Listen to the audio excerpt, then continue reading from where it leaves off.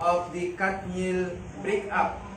So ako rin nagulat, hindi dahil sa nag-break sila. Ang kinagulat ko, yung epekto niya sa social media world. Kahit saan ako magpunta sa Facebook or sa Instagram, kahit anong organization, laging pinag-uusapan yung Katniel. Sabi ko, bakit ba ganito kapopular tong dalawang to? Though I know na isa sila sa mga love teams ng ABS-CBN na unahan ng maghiwalay ng ni Nadine at ni Daniel, si Nadine at si James Reid. At ganun din, meron ding rumor na yung isa pa, yung Liz Quen, yung si Liza at saka si Enrique ay parang hindi na rin sila. Pero ang hindi inasahan ng madla ay maghiwalay si Catherine at si James dahil si Daniel. Kaya talaga na wala akong pakialam sa kanila. So sila ay naghiwalay after 11 years. 11 years sila na they are being together, and yet still they part ways. At nag-post sila ng kanilang mga kanilang mga pagpapaalam sa kanilang mga fans that Katniel is no more. Katniel is no longer. So, I was really astounded to see how it affects not only their fans, but also the whole of the nation. At alam natin na si Catherine noon ay miyembro ng isang church na bawal sa kanila ang makipagrelasyon sa hindi nila pareha ng pananampalataya. Alam niya, yan ay INC. Kanila, dapat ang magiging asawa mo ay kapanalig din nila. Pero she was willing to be excommunicated by their church para lang mapulso o mapush niya yung relationship niya sa isang hindi nila kapanalig. Pero tingnan nyo, after 11 years, who knows na sila rin pala ay magpa-part ways. Hindi natin kapareho ng religion ang INC. They are teaching false doctrines. But if there is something that they hold that similarly we hold, is the principle that we as Christians must not or should not have any partnership whatsoever to unbelievers. And I would invite you to open your Bible in 2 Corinthians chapter 6, verse 14 to 17. 2 Corinthians chapter 6, verse 14 to 17. Babasahin ko po ito sa ESV. Sabihan niyo na lamang po kung ano yung mga mata.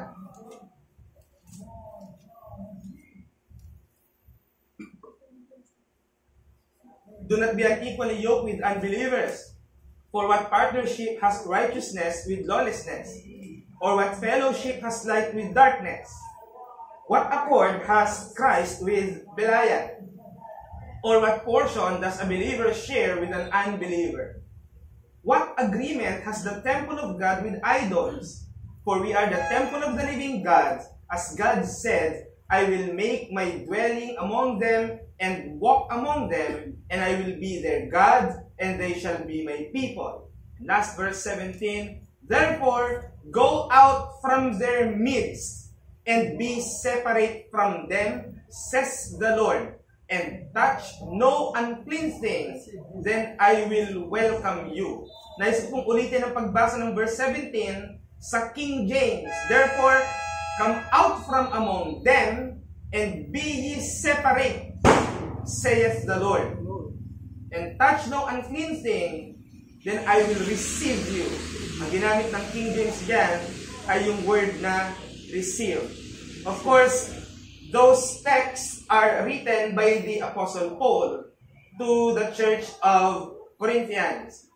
At kung mayroon mang isa sa mga pinakamahirap na pinagdaanan si Apostol Pablo sa kanyang pagmaministeryo, ito ay bilang apostol, papaano niya babalansehin ang nakakapanakit na katotohanan at ang maamong pag-ibig sa kapatiran. As a minister, one of the hardships of the Apostle Paul is to balance the offensive truth and the tender love for the brethren. Maaari bang pagtambalin yan? Mabigat na katotohanan at maamong pag-ibig. Pwede bang makita sa isang tao ang magkasamang bagay na yan? Ngunit bago magkaroon ng pangalawang sulat si Apostol Pablo sa Korinto, siyempre nagkaroon siya ng unang sulat, 1 Corinthians. Sa kanyang unang letter sa Church of Corinth, direkta o diretsuhan na ipinahayag ni Apostol Pablo ang kanyang pag-rebuke sa Corinth sa mga hayag nilang kasalanan. Tayo bilang mga tao, nahihiya pa tayo sa kasalanan, kaya nagtatago tayo. Pero ang Church of Corinth, hayag-hayagan at may mga pagkakataon pa na ang kanilang kasalanan, ginagawa nila sa loob ng kanilang mga iglesia. At yan ang isa sa mga tuwirang pinuna ni Apostol Pablo, lalo na yung kanilang mga sexual immoralities. Nagpa-practice sila ng mga untoward at pagan practices of sex. At inadmonish din ni Apostle Paul na sila ay mag-repent and to hold fast to the teachings of the apostles on which it draws them to be faithful to Christ. At alam niyo yung sulat na yan, nakasakit sa majority ng church. Primo, nung nalaman nila, may sulat si Apostle Paul sa atin. Ito ang tuwa sila. Pagbukas sila ng letter, sinermonan sila ng matindi ni Apostol Pablo. Yun yung laman ng letter. Kaya it hurt the majority of the church. At dahil dyan, some of the church members opposed Paul. Kinalaban nila si Apostol Pablo at kinwestiyon din nila kung talaga bang legitimate na apostle si Paul. Alam niyo kung ano ang pinangtira nila kay Apostle Paul para questionin ang kanyang pagka-apostol? Kung ikaw ay apostol, bakit labis kang pinapahirapan? Kung ikaw ay apostol ni Kristo, bakit maraming may galit sa'yo? Yan ang question ng church sa kanya. At yan din ang kino-question ng maraming mga tao sa tapat na nangangaral. Kung ikaw talaga ay galing sa Diyos, bakit nakakalikha ka ng kaaway? Bakit may mga taong gusto kang patayin? Sabi nga ni Stephen Lawson, the problem of the preachers today is that no one wants to kill you. Wala nang may gustong pumatay sa'yo. Bakit? Dahil pag nag-preach ka, kaibigan ka ng lahat. But Apostle Paul was contrary to that. Nakasakit yung kanyang first letter. Kinwestiyon yung kanyang ministry because of diverse sufferings he was facing during his ministry. Pero sumulat ulit si Pablo ng pangalawang pagkakataon. Ito yung binasa natin, second letter of Paul to the Corinthians. At alam nyo kung anong nilalaman ng kanyang letter? Dinedepensahan niya ang pagtawag sa kanya ng Diyos. Mabasa natin yan sa chapter 2 verse 1. Pag tinignan natin ang 2 Corinthians,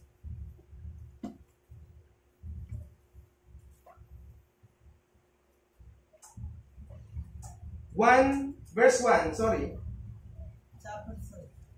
2 Corinthians chapter 2, tama pala ako. 2 verse 1.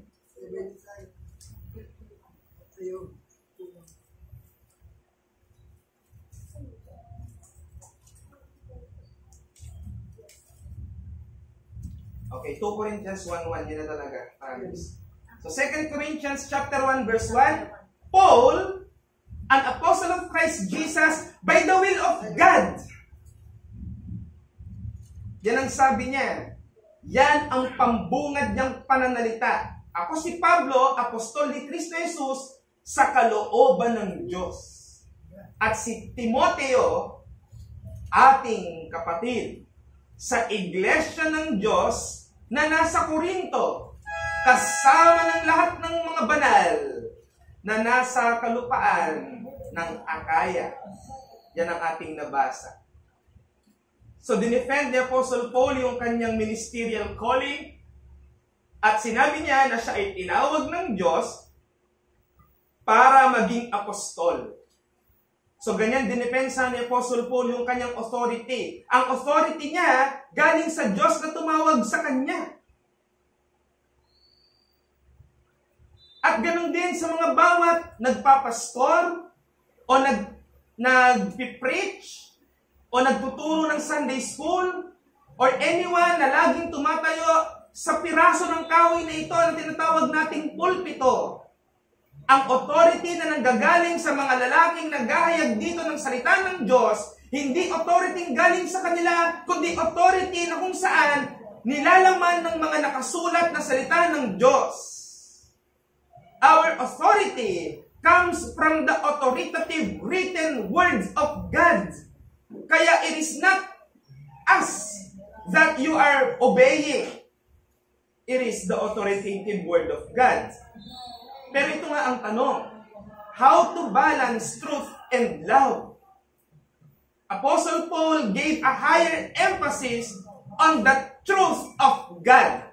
Nais ko pong ipagdikdikan sa bawat isa na kung meron mang pinaka mabigat na dapat nating tayuan, katotohanan ng ating Diyos.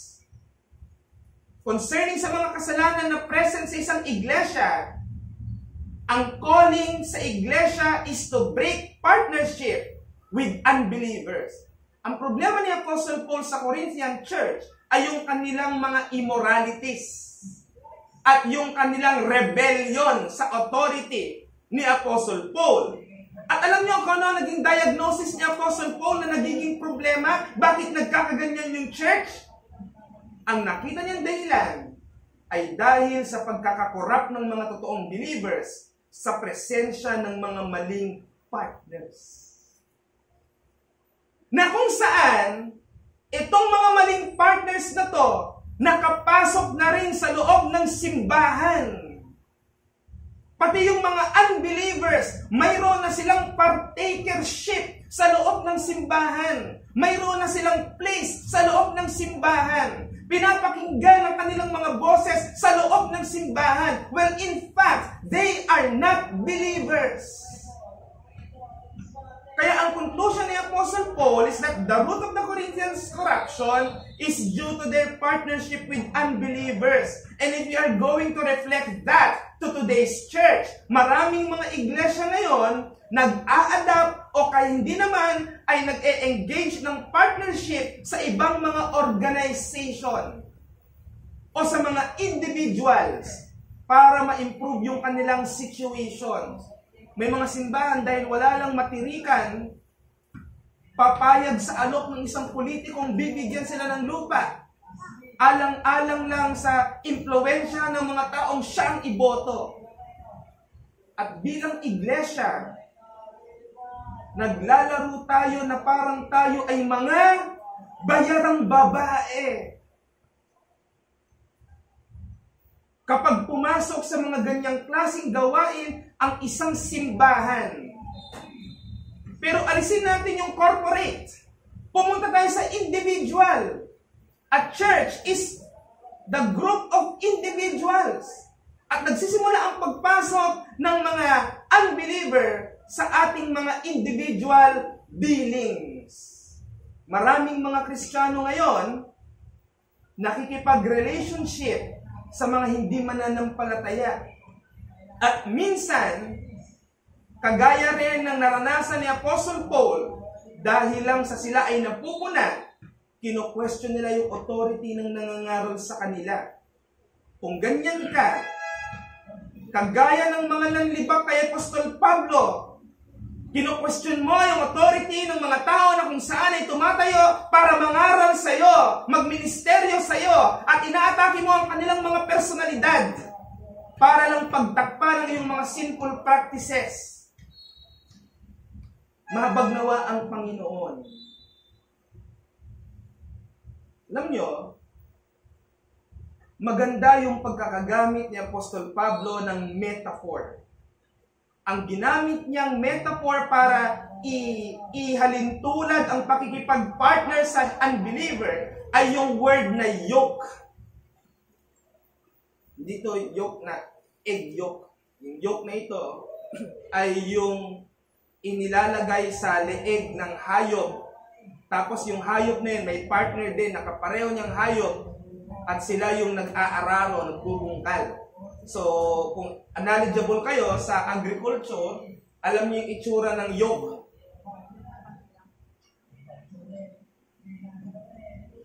Yan yung pasan-pasan ng baka o ng kalabaw.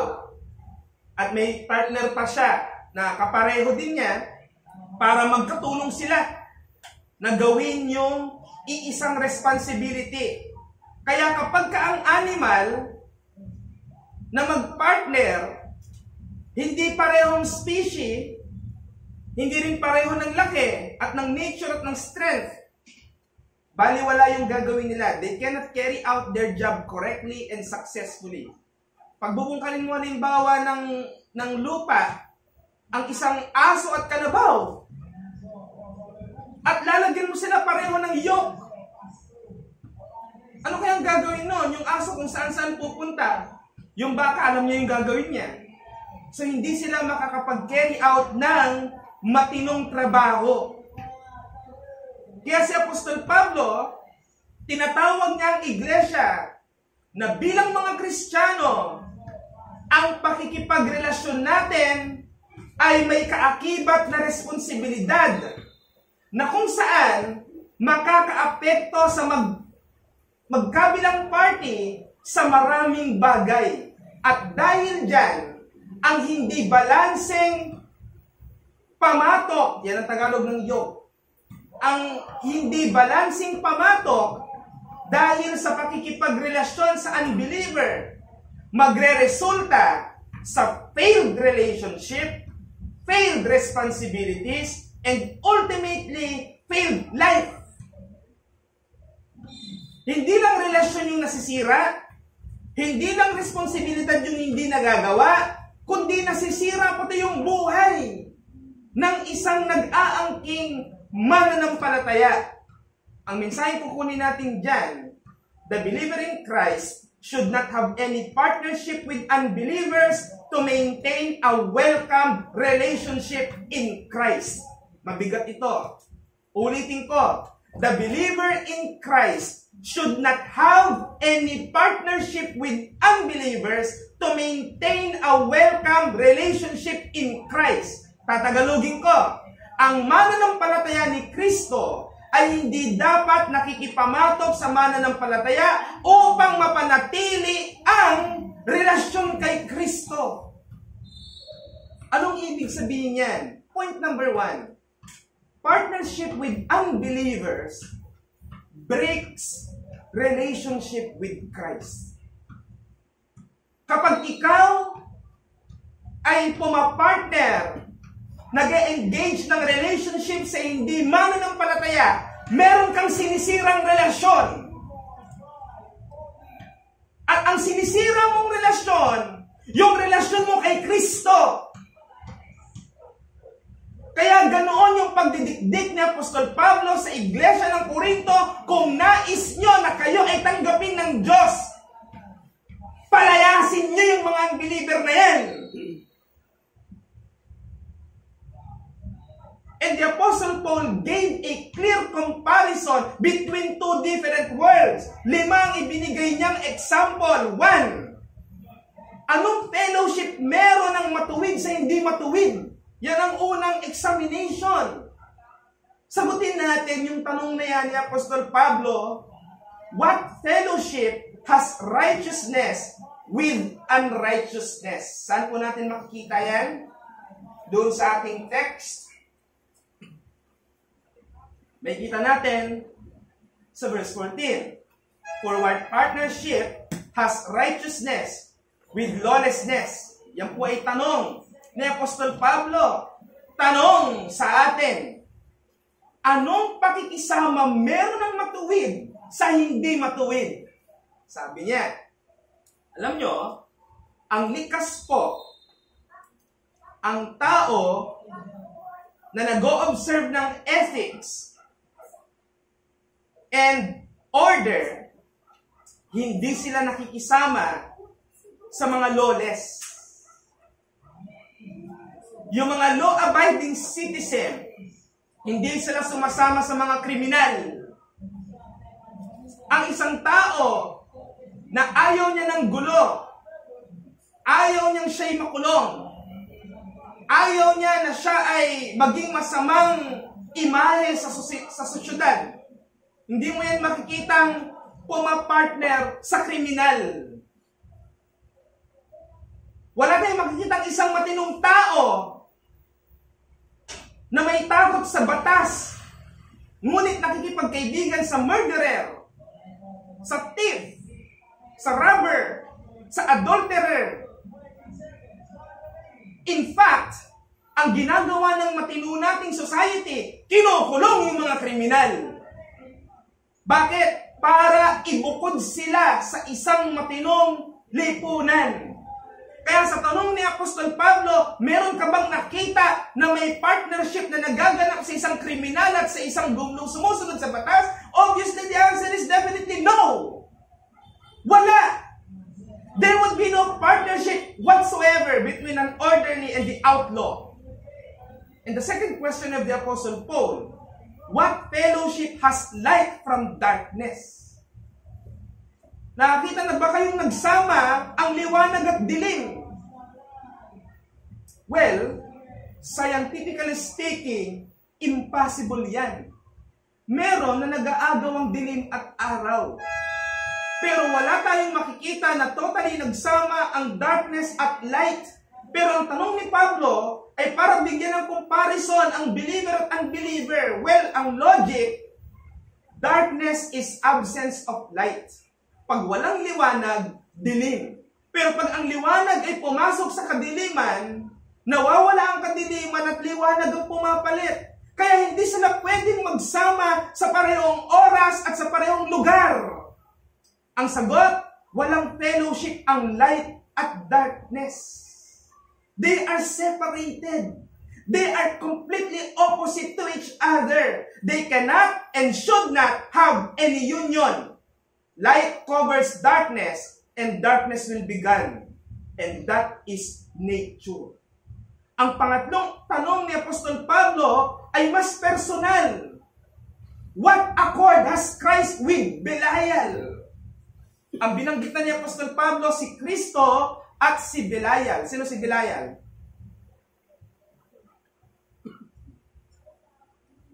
Ang Belial ay Hebrew word na ang ibig sabihin, worthless. Walang halaga. Pero, pag binasa natin ang Belial sa Old Testament, laging siyang ina-associate kay Satan. Kaya i-replace natin yung Belial kay Satan. Anong accord o anong pagsasama meron kay Kristo at kay Satanas? Sabi ni Apostol Pablo. This is very ironic. Gagawin mong mag-partner si Satanas at si Jesus. Kaya yan ang tanong ni Apostol Pablo. Anong accord meron kay Christ at kay Belial? If you're going to study what an accord means, it means a musical term. Baga, anong harmony meron, di ba? Anong harmony meron si Christ at si Belial? Anong tono ang malilikha kapag pinagsama mo si Satanas at si Kristo? What tune does Christ and Belial carry out? Or, this is other question. What Christ and Belial have in common? Meron bang common kay Christ at kay Belial o kay Satanas? Ang sagot, wala. Wala silang common. Wala silang pagkakapareho. They don't have anything in common. As they are completely opposed each other. Well, in fact, Satan is the ultimate enemy of the faith. Si Satanas ang kaaway ng Diyos. Bakit mo gagawin mag-partner yung magkaaway? Yan ang sinasagot dito o tinatanong ni Apostol Pablo. Pang-apat ay mas personal sa mga tao. Ang hamon ni Apostol Pablo, what portion does a believer share with an unbeliever? Anong bahagi ang ibinibigay ng mananampalataya sa hindi mananampalataya. Ito, complex na.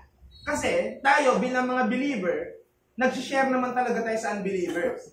Ng tinapay, kunyari, kaibigan mo, unbeliever, nagugutom, sharean mo ng tinapay. Huwag mo sasabihin yung verse na to. Di ba? Na sabi, wala daw portion ng believer sa unbeliever. Hindi yan ang ibig sabihin yan.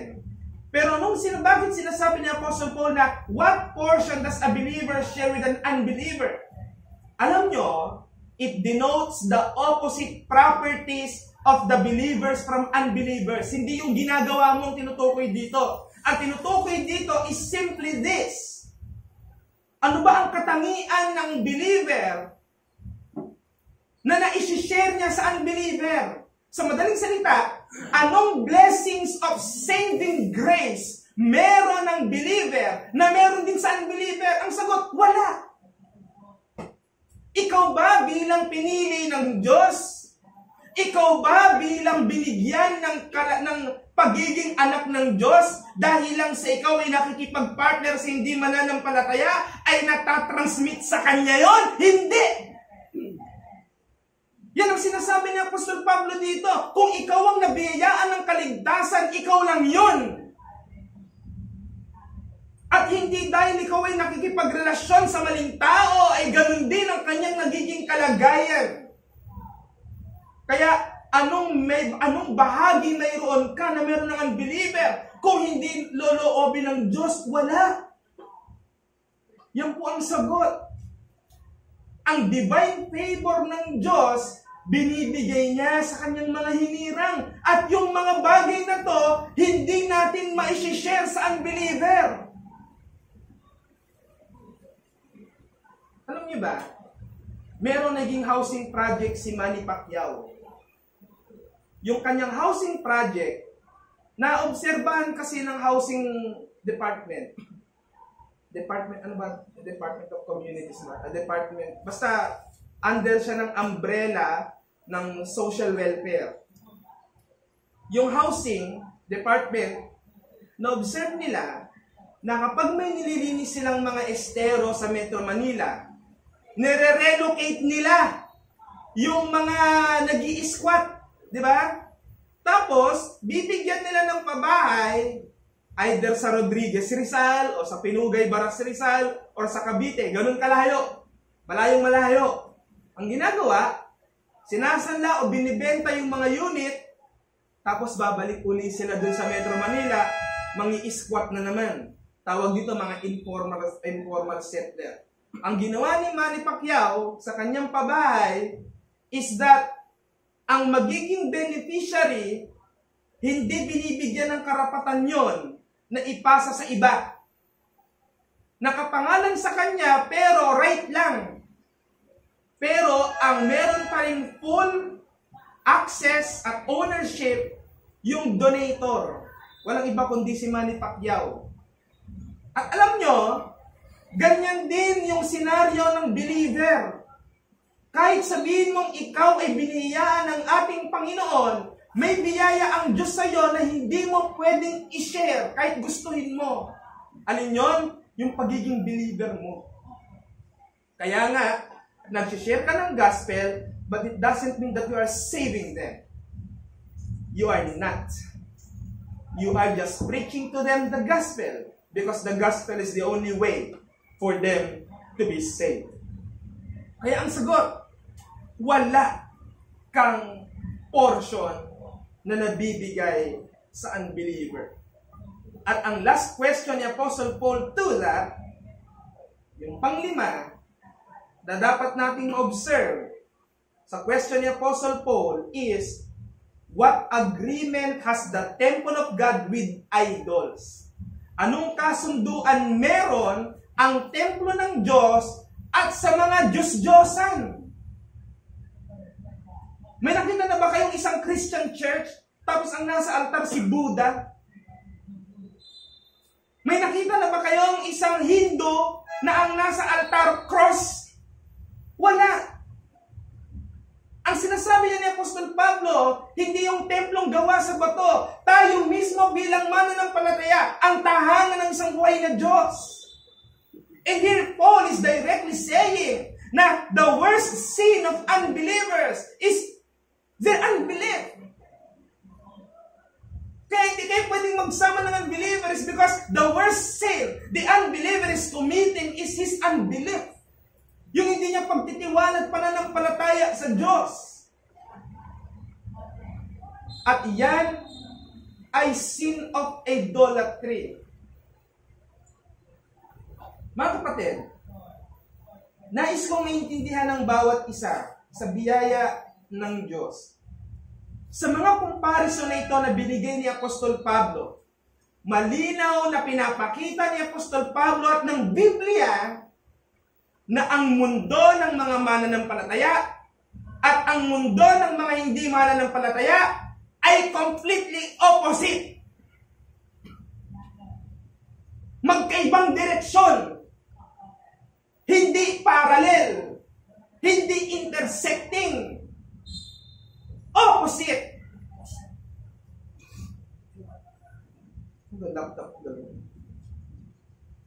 They're completely opposite. Therefore, para ma-preserve natin ang fellowship natin sa ating Panginoong Jesucristo, i-maintain natin yung gap ng distansya sa nature na kung saan dinesignate ng Diyos. Kung pinaghihiwalay ng Diyos ang dalawang magkaibang bagay, huwag natin niyang kontrahen. Huwag nating ibahin yung disenyo o yung pagkakaayos ng Diyos.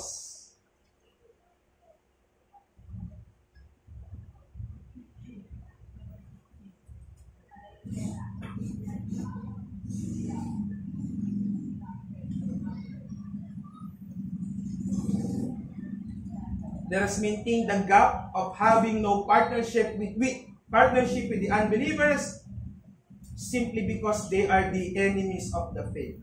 Pwedeng ikaw hindi mo sila kaaway. Pero, religiously speaking, ang state nila ng pagiging unbelieving, ginagawa silang kaaway ng Diyos. And because of that, you cannot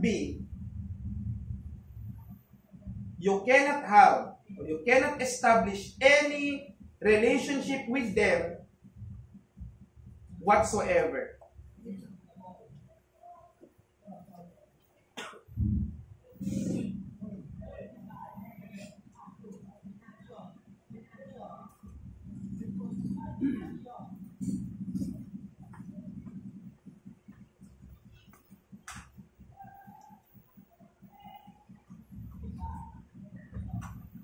Carrying the yoke of both Christ and unbeliever, it gives imbalance to your life.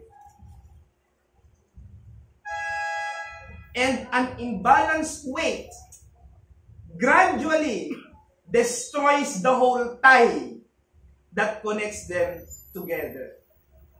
Try to imagine. Pinipilit mo ang gulong ng motor na disaligned. Pinipilit mo siyang tumakbo ng tumakbo. Dahil wala na siya sa ayos, hindi mo alam, sa loob ng makina mo, kinakain niya na yung mga parts. Ganyan din sa isang Kristiyanong pinipilit i-connect ang kanyang sarili sa unbeliever. The imbalanced weight gradually destroys the whole thing. Dalawa pa ang sinisira. Relasyon mo sa unbeliever at ang relasyon mo kay Kristo. Kung tayo magmamatigas, na alam naman natin ito ang prinsipyo ng Diyos, sinasabi ko sa iyo, malinaw na sinasabi ng Bible na wala ka dapat partnership sa kanila. And pinagpipilitan mo, at sinasabi mo, ikaw ay Kristiyano, sinasabi ko sa iyo, matigas ang ulo mo. Matigas ang ulo mo.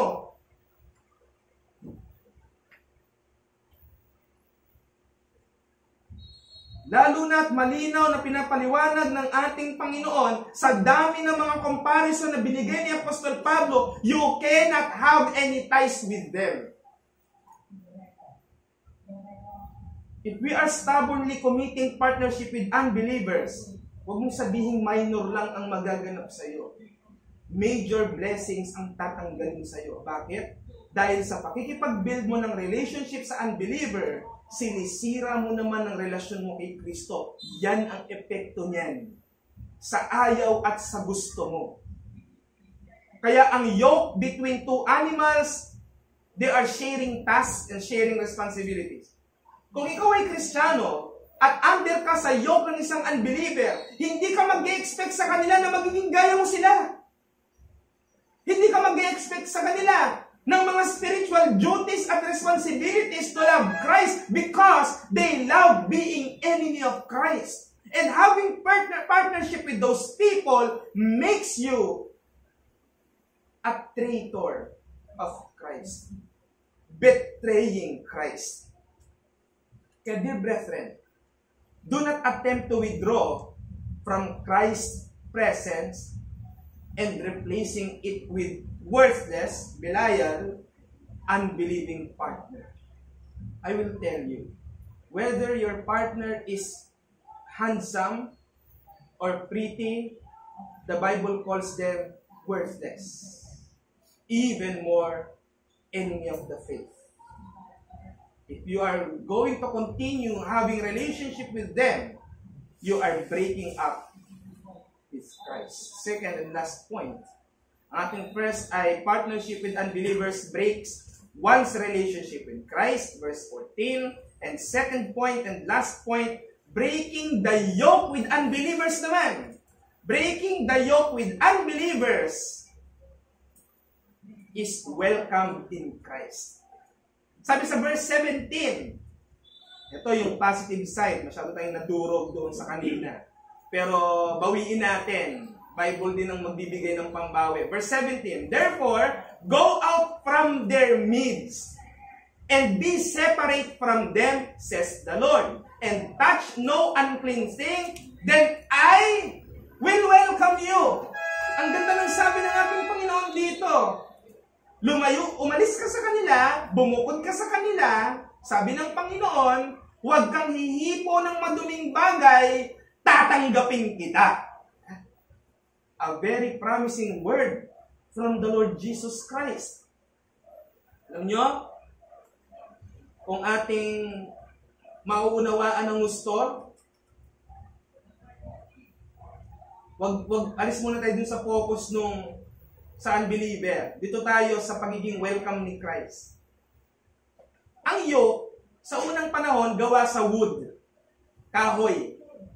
Kaya pwede mong sirain, pwede mong martilyuhin, masuhin, lagariin.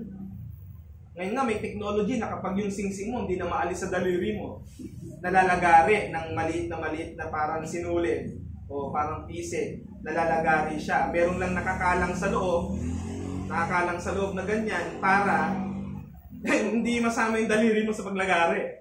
So may ganun ng technology. Ang yoke, kunyari Kristiyano ka, napasok ka na talaga sa unbeliever na relationship, may pag-asa ka pa. Bakit? Yung lock ay pwedeng ma-unlock. And the owner can do a matching to find the correct one. Mali yung partner. I-replace lang natin ng tama. Ang point ko dito mga kapatid, kapag na-realize natin na tayo ay involved sa isang incompatible relationship with unbelievers, we can still cut ties as soon as possible. Pwede nating itama, pwede nating layasan, pwede nating alisan. Pero ang problema, ang lumalalim, humahaba na engagement sa unbeliever, kinokorrupt niya ng believer hanggang sa yung believer ay no longer desiring of God. Kapag lumalalim, humahaba ang relasyon sa isang unbeliever, ang ma-observe mo sa isang believer, wala na siyang longing sa Diyos. Wala na siyang desire whatsoever. Ayaw niya na. Kahit siya, ayaw niya nang magsimba. Kahit siya, tatama rin na sa prayer meeting. Alam mo ang unang dyan, prayer meeting. Yan yung una dyan. Kasi kung meron mang maiisip ang believer na not so serious activity, ang una niyang maiisip ay prayer meeting. If you are a person na available naman ng prayer meeting and you're not attending it, question yourself. Ano ang mga engagements mo that make you realize that that is not important? The problem is in you. Tandaan nyo, too much in love with the world drives us away from loving Christ. Yan ang kabaligtaran nun. Whilst you still have a clear mind to discern that you are in an incorrect partnership, ang tawag sa iyo ng Diyos, kapatid, is to come out from among them. This is the calling of the gospel. Tawag yan ng Ebanghelyo. Si Kristo ay tumatawag sa labas ng isang magulong pamayanan. At iniimbitahan kang umalis sa maling kinagagalawan mo at makipag-partner kay Kristo. Alam nyo, kaya ginamit din ni Apostle Paul yung word na huwag kang makikipamatok sa unbeliever dahil ang dapat pala nating pamatukan, hindi rin yung right one na partner mo. Si Kristo ang dapat nating pamatukan. Ano nyo ba yung word na yoke ay isa ring military term? Ginagamit yan is as a military term. Tawag not to leave your rank para lang pumunta sa ibang company. Alam nyo ba, yan ang isa sa mga iniiwasan ng mga sinaunang gyera. Yung meron pala silang miyembro ng batalyon na espiya lang pala ng kabila. Kaya napag-aaralan yung kanilang taktika at nagre-report siya dun sa kabila. Ang point dito, do not leave your company who are trained like you.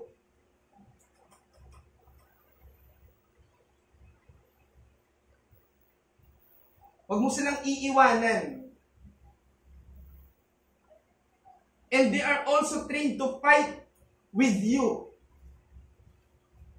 As Christians, kung meron man tayong training, we are being trained in the way of Christ. We have been taught the way of holiness. We have been taught the correct worship. We have been taught to stay in fellowship, to grow in our faith as we wait in Christ's second coming. But if we are going to partner ourselves and getting involved in other people's affairs, ang equal niyan, abandoning all the means of grace. Ang isang maling relasyon mo, inaalis mo sa'yo ang lahat ng kasangkapan ng biyaya. May challenge to you, be with an unbeliever and lose all that is in Christ, or be in Christ and be Christ your everything. My call to you, my dear brothers and sisters, if you cut ties with unbelievers, Christ promises that He will welcome you. Ang pangako ni Kristo sa iyo, if you will cut your ties with unbelievers, Christ will welcome you. Yan ay good news.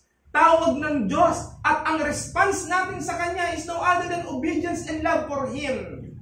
At kapag kinat na natin ang yoke na nagtatali sa atin sa believer, ito ang imbitasyon ng ating Panginoong Jesucristo sa Matthew 11:28, come to me, all you that labor and heavy laden, and I will give you rest.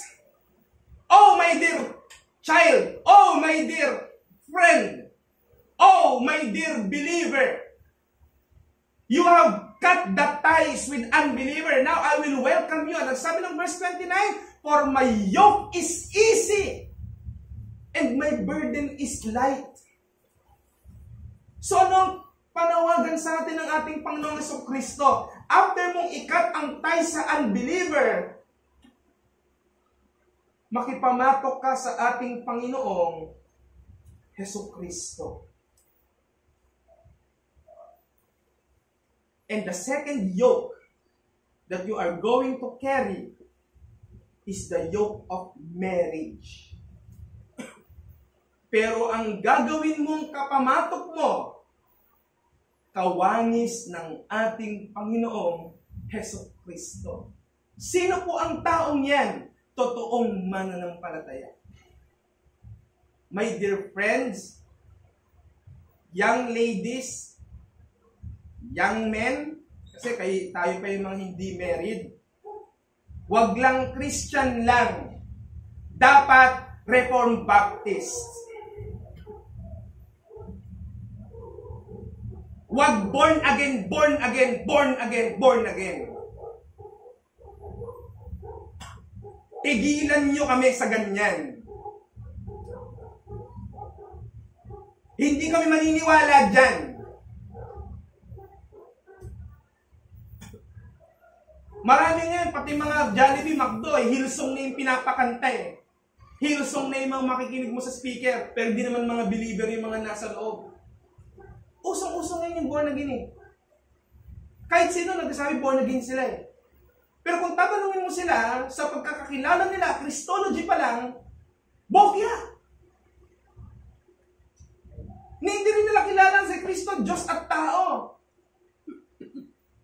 Huwag niyong lokohin ang sarili niyo na pinapaasa kayong mga Kristiyano yung mga pinag-entertain niyo. Ang pamantayan natin bilang isang iglesia, may standard na mataas sa doktrina. Pareho mo ng doktrina. Kaya kung ikaw ay nagko-confess na naniniwala ka sa 5 punto ng biyaya, dapat ganun din siya. Ang test mo, define mo sa akin ng total depravity. Define mo sa akin ng unconditional election. Define mo sa akin ng limited atonement. Define mo sa akin ng irresistible grace. Bakit po ganun yung ating dapat na maging pamantayan? Kasi, ikaw nga seryoso sa mga bagay na yun eh. Ikaw nga nag-aaral ng mga bagay na yun eh. Ginugugol mo yung buong linggo mo sa pagsisimba. Tapos, magkikipag-partner ka sa nagsasabing Kristiyano pero hindi mo pareho ng kultura. Anong mangyayari sa'yo? Mawawala ka dito. Baka akala mo. Kung inaakala mong walang magiging epekto sa'yo yan, meron, meron, meron at meron. Hindi ako nagagalit. Nilalakas ko lang yung bibig ko para may nag-basketball kasi. Maingay. Pero, seryoso tayo sa pinag-uusapan natin mga kapatid. Kapag ka nakikipagrelasyon ka sa hindi mananampalataya, sinisira mo ang relasyon mo sa ating Panginoong Jesucristo. Sige, after this preaching, you can dare to give me verses that opposes this principle. And I will accept if there are any. But I will doubt that there are any. Dahil prinsipyo ang umiikot mula Genesis hanggang Revelation. Kaya hindi mo pwedeng pasinungalingan yan. Mga kapatid, the principle of yoke bearing is a mutual commitment. Kung ikaw ay committed kay Christ, at ikaw ay nagpaplanong makipag-isa sa isang iba ang commitment, hindi kayo nag-share ng commitment. Parehas din kayo ng pupunta, mag-iba kayo ng direksyon. How can you have one commitment with a person na completely opposite siya sa principle ng Christians? Do not get fooled. Conclusion. Two words opposite to each other exist. And it calls the believers not to go to the other camp or to the other world and do partnership with in any sort with unbelievers. Bagkus, desire to grow in faith by selecting a partner who will be dedicatedly bear his part to help you continue your Christian duty. Dapat ganito. Seryoso ka sa salita ng Diyos, magtutulungan tayong magpakalago. Lalong lumago. Pag hindi na nasa kaisipan ng partner mo, iwan mo. Kasama yan sa sinasabihang come out from among them. Again, iiwan ko kayo sa isang mabigat na paulit-ulit kong sinasabi. While you are building a relationship with unbeliever, you are breaking your relationship with Christ. That is why a very good hymn from a very good author says, "Blessed be the tie that binds, our hearts in Christian love. Yun ang dapat po natin isa-isip. Kung meron mang totoong pagsasama na hindi natin ma-neglect ang ating pakikipag-isa kay Kristo at mas lalo pa itong palalalimin, ito ang pakikisama natin sa mga pareho ng ating pananampalataya. Kaya let's sing that hymn as we close. Blessed be the tie that binds our hearts in Christian love. Let's go to the Lord in prayer. We praise you, O God, for your love divine. We praise you because you have called us out to separate from the world of unbelief. And you have made us cross to the path of Christ at the cross, in which we get acquainted, not just acquainted, but in mutual covenant with the Lord Jesus Christ. We thank you that because of this blessing, we have received eternal security. And we have received the assurance that when the Lord Jesus Christ comes again, He will consummate all things. And He will give us glory as He is. Glory without corruption. And while we are here on earth and in need of a partner, sooner or later, we pray that you retain to our hearts the very principle of your word, not to have any accord whatsoever to those people who are unbelieving, to those people who do not have a mutual covenant with Christ, and to people who are not even bothered to have lack of knowledge concerning the person of the Lord Jesus Christ. May you have this standard be rhematic in our hearts so that we may attend to its principle and we may be reminded in a daily basis not to commit such sin which draws us away from the presence and favors of the Lord Jesus Christ. Help us, O Lord, to have this high standard. In Jesus Christ's mighty name, we pray indeed. Amen.